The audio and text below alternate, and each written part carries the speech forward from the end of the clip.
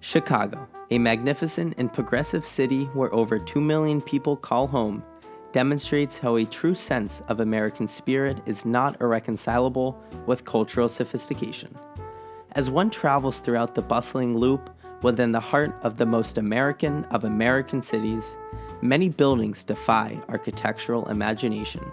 One building, however, stands above the rest on South Michigan Avenue, a hotel that once held the prestige of being the largest hotel in the entire world, encapsulating cultural refinement and the technological sublime. When the Stevens Hotel opened in May of 1927, the world had never seen a hotel quite like it. This architectural marvel reflected the ambitious vision of one of the wealthiest families in the city at the time to build the perfect hotel, one that would provide visitors with the unique experience of enjoying a stay in a city within a city. Architects Holabird and Roche were selected to turn the Stevens family's dream to reality. At a cost of $20 million, the Stevens Hotel was a feat of architectural ingenuity.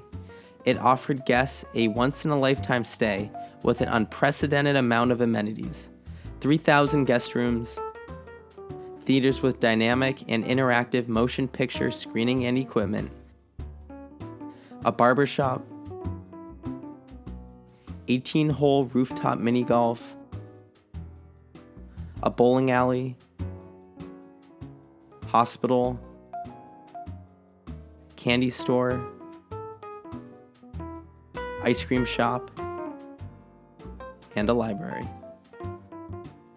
The Stevens Hotel was constructed during the Roaring '20s, an age of progress, flappers, gangsters, jazz, and economic prosperity, and Chicago embraced the new lavish culture with open arms. Hotels in unparalleled grandiosity and luxurious nature broke ground throughout the city. The Palmer House, the Drake, and the Blackstone served as an inspiration for the Stevens Hotel in their attempt to bring to Chicago cultural sophistication. As visitors walked through the Stevens doors, they found an escape from the buzzing city and enjoyed the modern yet dreamlike emotion through its world-class amenities and elegant imperial structure.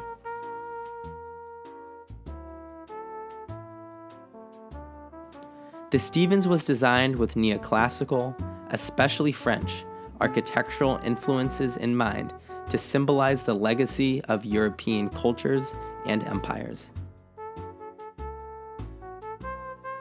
The building's exterior facade is reminiscent of decorative Roman artistry in the form of Roman trophies, which often decorated temples and amphitheaters.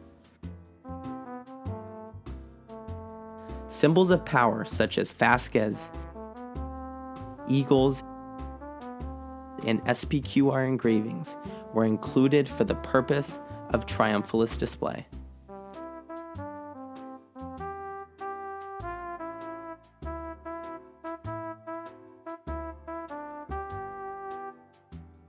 Crowning the hotel is the Neoclassical colonnade walkway overlooking the city, capping the iconic hotel that has housed every sitting U.S. president.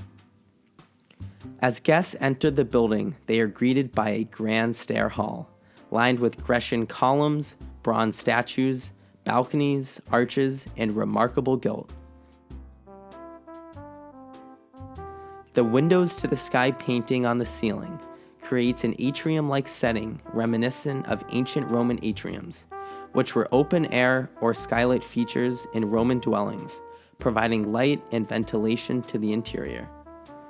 As guests ascend the European-style winding staircase in the hall, the French-inspired grand ballroom serves as a showstopper. The grand hall is breathtakingly beautiful, embellished with Parisian crystal chandeliers and mirror walls duplicated from patterns from France's Palace of Versailles.